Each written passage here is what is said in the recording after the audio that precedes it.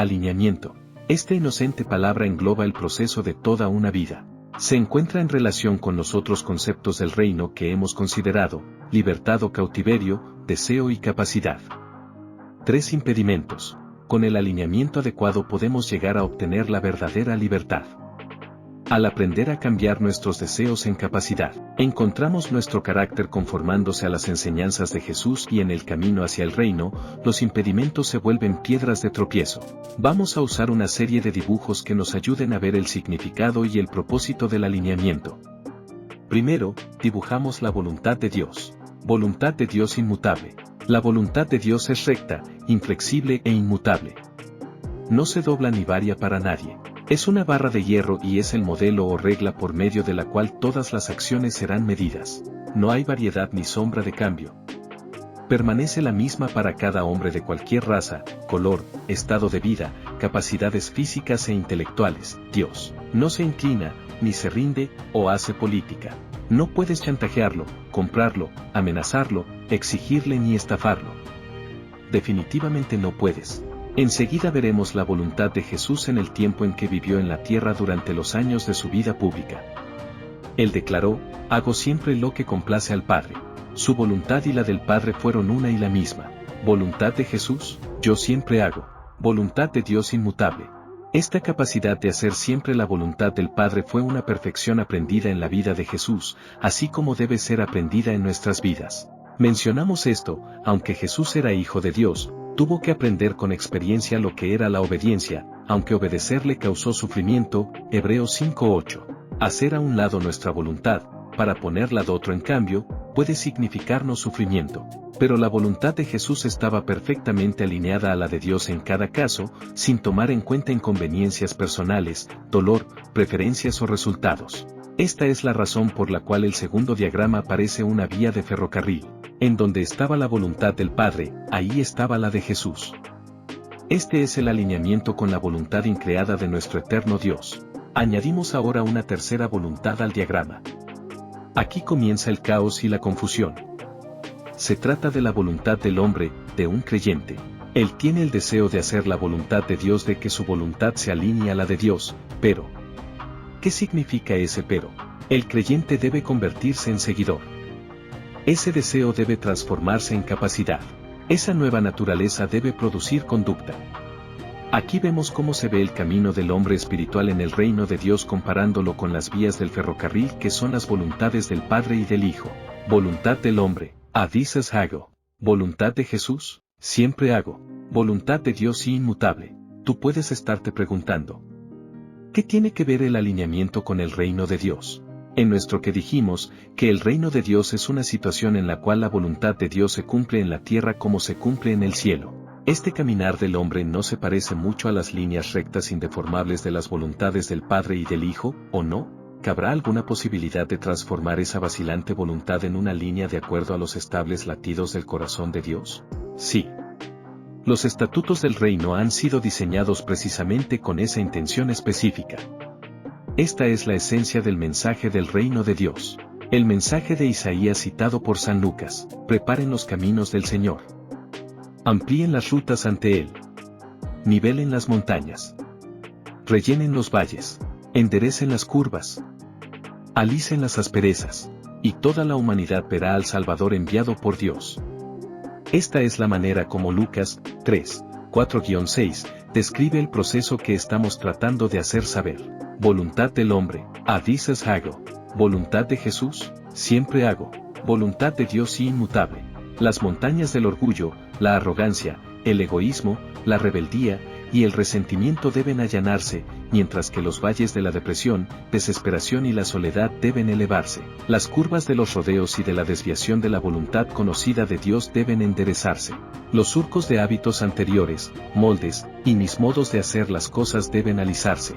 Los que nos rodean podrán entonces empezar a ver al Salvador en nosotros gracias a una vida que ha cambiado y se ha conformado a la imagen y a la voluntad del Hijo de Dios, nuestro Señor Jesucristo. Usaremos otro diagrama para mostrar la manera por la cual Dios consigue su propósito. Aquí se retrata el antes y el después del alineamiento requerido en el interior para obtener el alineamiento externo que se expresa en nuestra conducta. Deseo de la naturaleza, capacidad del carácter. Una vez que el creyente percibe el reto de la posibilidad de alineamiento su voluntad con la del Rey, puede decir a Dios: Señor, quiero hacer tu voluntad. Ayúdame. El Señor puede contestar: ¿a esta súplica de veras quieres? Él quiere estar seguro de que sabes lo que pides. Una vez que expresas tu deseo, eres aceptado como seguidor. Dios comienza entonces a conformar tu voluntad a la suya. Esto incluye algunos estiramientos, apretar tornillos flojos, uniones de engranes, pernos, desenmarañar alambres, y un reajuste general para obtener alineamiento del enredo que la mayoría de nosotros tenemos en nuestro interior y que veríamos si utilizáramos los rayos X del equipo de Dios. De una sola vez debemos enfrentar el hecho de que no será fácil ni siempre agradable. ¿Estás dispuesto a pasar por algunas tribulaciones para conseguir alineamiento? ¿Piensas que vas a extenuarte mientras el Señor trabaja en ti? Sí, aunque Él proveerá en cada circunstancia durante el proceso. Un amigo mío tuvo un sueño que describe este proceso. En la primera escena había un bello río avanzando tranquilo y atractivo por el paisaje. Mucha gente se divertía. Empezaron a aparecer rocas en las orillas. De pronto la escena cambió, el lecho del río se estrechó y llegó a ser una hendedura en las piedras. Las aguas se volvieron turbulentas, con remolinos y corrientes peligrosas. Algo más allá, el río salió de una curva y se volvió calmado y tranquilo, pero solo por un corto trecho. Después volvió la estrechez, la turbulencia y así proseguía el río hasta su desembocadura. Los cambios en la corriente del río representan los procedimientos de Dios durante épocas de alineamiento. Cada individuo escoge el lugar que desea en el curso del río.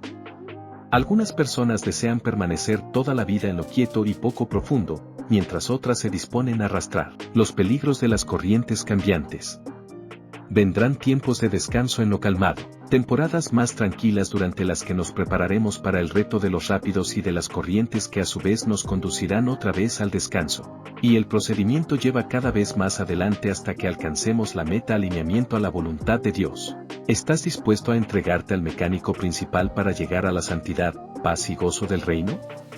Si es así, entremos en nuestra siguiente área de operación. Te prometo, estos conceptos del reino revolucionarán tu vida. ¿Para qué nos sirven las reglas? Ahora llegamos al menos popular de los conceptos del reino, pero de gran importancia.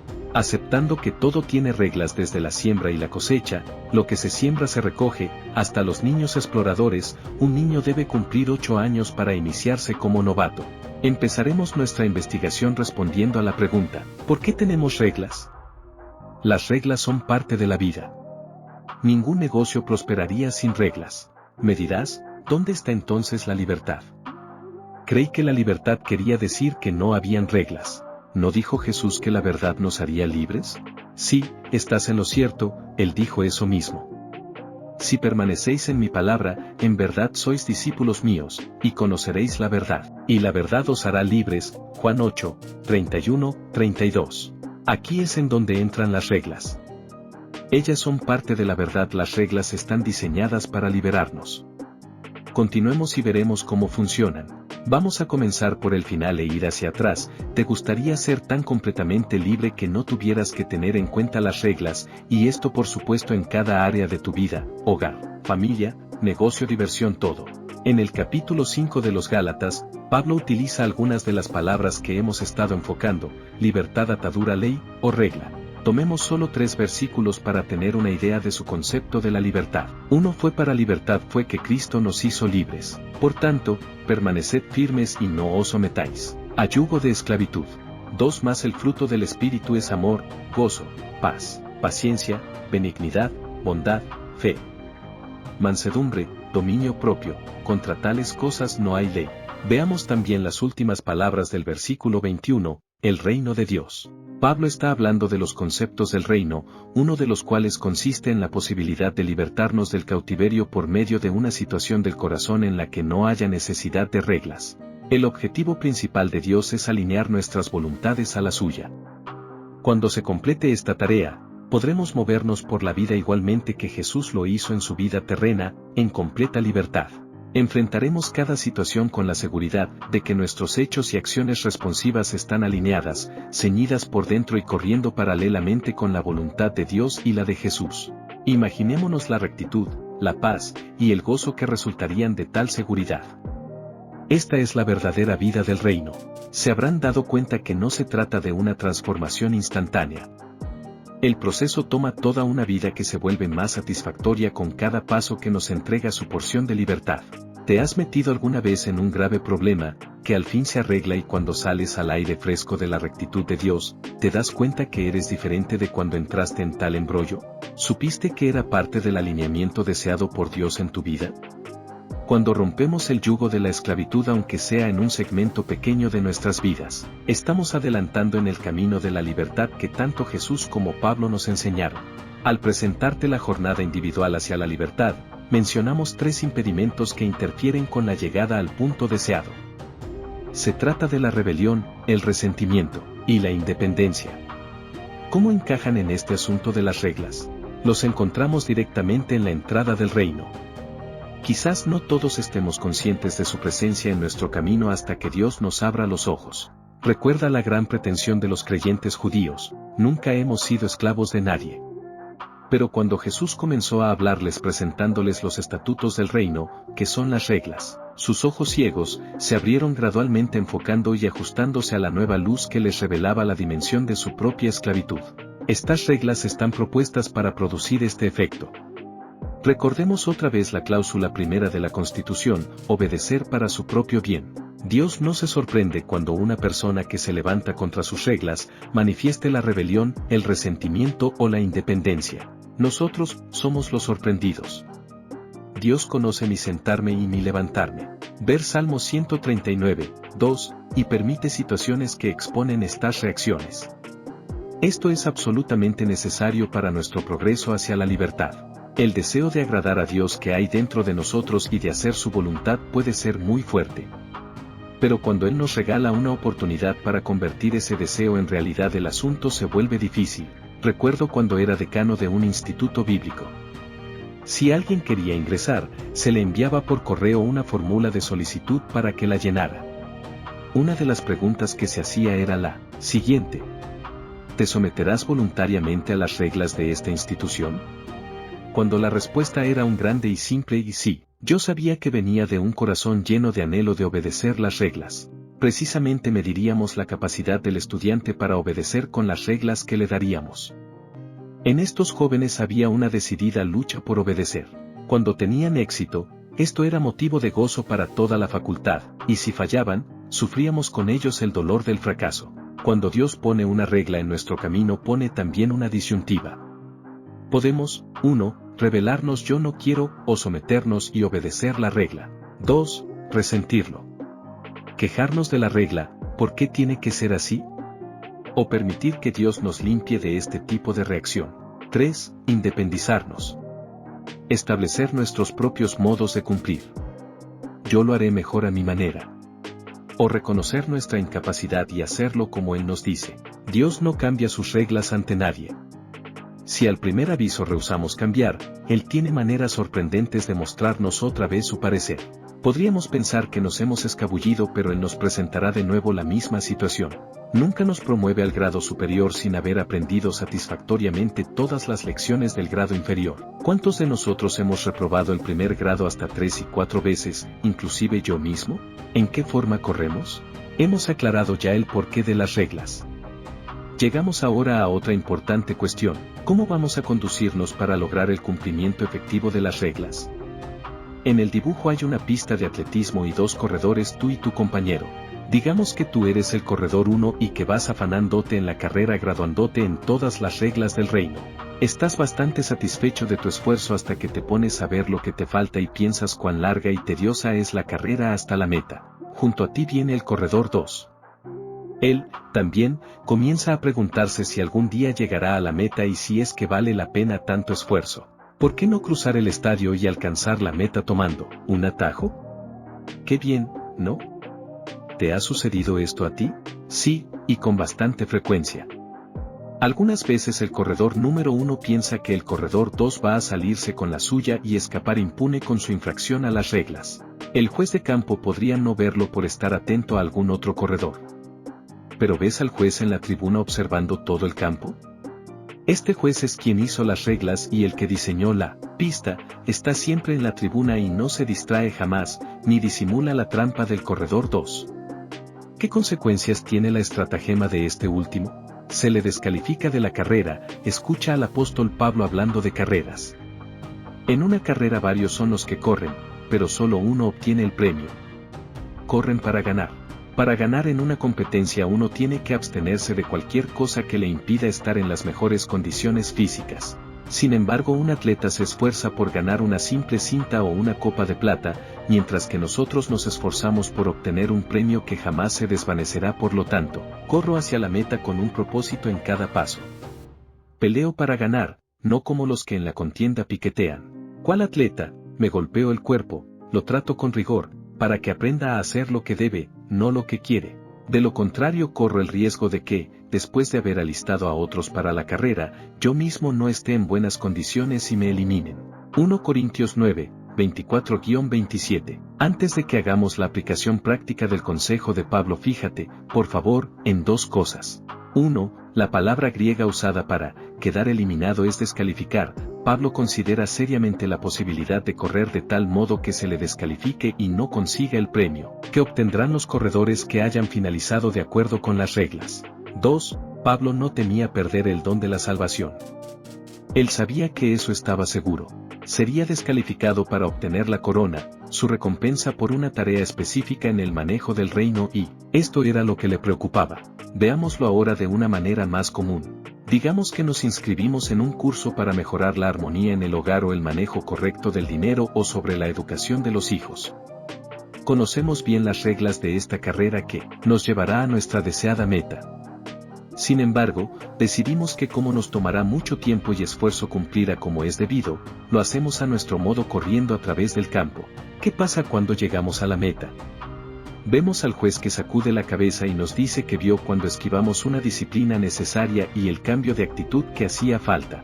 Él no puede permitirnos la rebelión, el resentimiento o la independencia en las acciones que fomenten en nosotros el intento de seguir de acuerdo a nuestras propias reglas. El juez de cualquier tipo de competencia hace saber a los competidores lo que está permitido por las reglas. Así Dios nos enseña cuando malentendemos, equivocamos o infringimos sus leyes. ¿Tenemos otra oportunidad de comenzar de nuevo y aprovechar la experiencia del fracaso? Sí, la carrera prosigue y el corredor puede intentar de nuevo y recomenzar. De esta manera logran un cambio en nuestra conducta. Estamos comprendiendo la necesidad de las reglas y de la disciplina. Esa comprensión va a desarrollarse cada vez más con el mandamiento de Jesús de permanecer obedientes a sus reglas. En esto consiste pertenecer al reino, necesidad y posición. Completaremos el estudio de otros conceptos del reino antes de pasar a estudiar las verdaderas reglas o estatutos del reino. Este concepto de necesidad y posición tiene que ver muy particularmente con el establecimiento del reino en nuestro mundo. Una y otra vez hemos orado, venga a nosotros tu reino, que se haga tu voluntad en la tierra como en el cielo. Pero traer el reino a la tierra es en parte nuestra responsabilidad. ¿Lo hemos aceptado así? ¿Nos consideramos parte de la respuesta a esta petición? La salvación, en su aspecto del nuevo nacimiento, se ha acentuado durante muchos años como principal objetivo de la evangelización. Con esto, la necesidad de que nuevos creyentes se den cuenta de que existe algo más allá de solo creer se ha opacado. Los creyentes deben convertirse en seguidores si es que quieren gozar de la ciudadanía del reino, según se nos describe en el Nuevo Testamento. Los nuevos creyentes con su naturaleza y deseos nuevos han sido también presionados probablemente en alguna área de servicio en la iglesia. Se nos hizo sentir la necesidad de hacer algo, sin farsa en el lugar, el tiempo y la manera de hacerlo.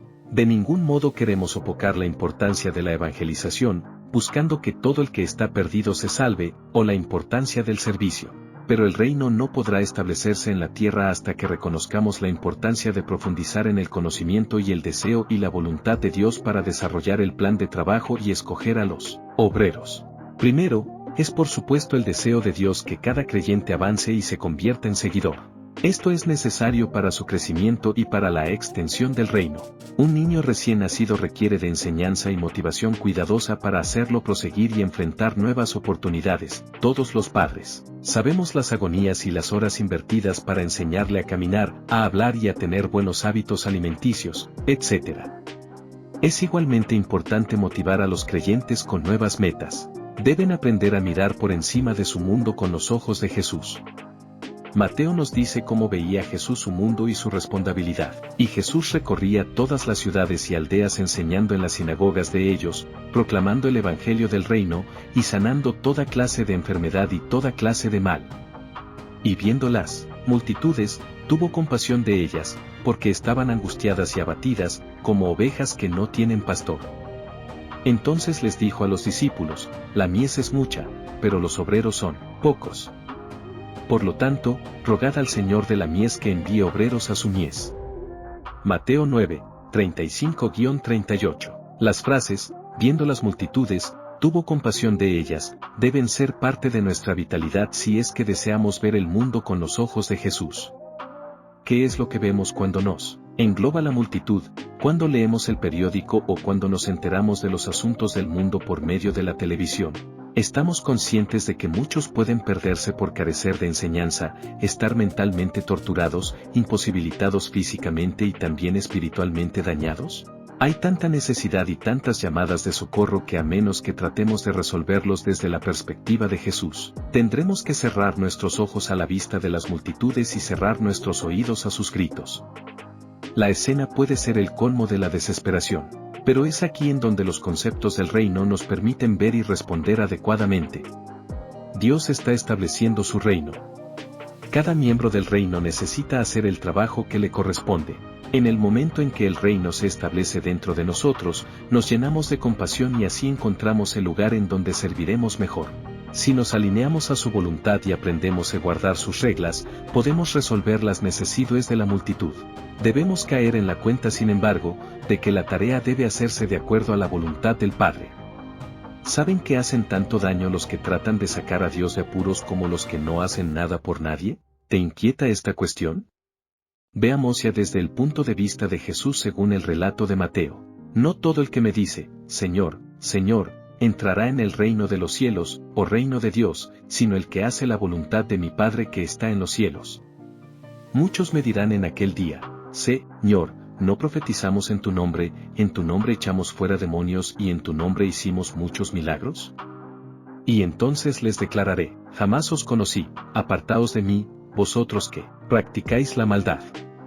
Mateo 7, 21-23. Se nos habla aquí de obras, o servicio, hechas en nombre de Jesús y sin embargo, los obreros son descalificados. Sus obras no son aceptables, aunque fueron hechas en beneficio de otros. La última palabra, maldad o iniquidad, se traduce mejor como sin ley. Las obras fueron realizadas en la desobediencia. Los corredores quedaron descalificados. ¿Por qué? De seguro vieron una necesidad y la resolvieron a su manera. Dios no los envió ni les encargó ese trabajo.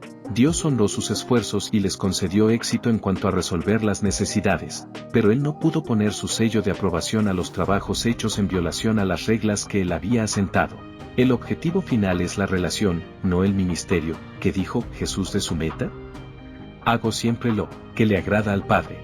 Antes que nada, al ver las necesidades, debemos buscar qué es lo que Dios planea que nosotros hagamos para resolverlas. Este es un problema radical. Nos hemos vuelto tan decididos por el ministerio que fallamos al no entender que la meta deseada de pertenencia al Padre. El criterio predominante es conocer y hacer su voluntad, deseo o anhelo, del Padre. El progreso en el logro de esta relación correcta, que es parte del proceso de alineamiento, nos enseña nuestra ubicación. La ubicación pudiera ser un concepto nuevo para ti. Quiere decir que yo aprenda a trabajar en la dimensión o área en la que Dios me quiere. Esto exige obediencia. ¿Cómo llegó Jesús a esa tan íntima relación con su Padre cuyo resultado fue hacer siempre lo correcto? De la misma manera que lo haremos tú y yo.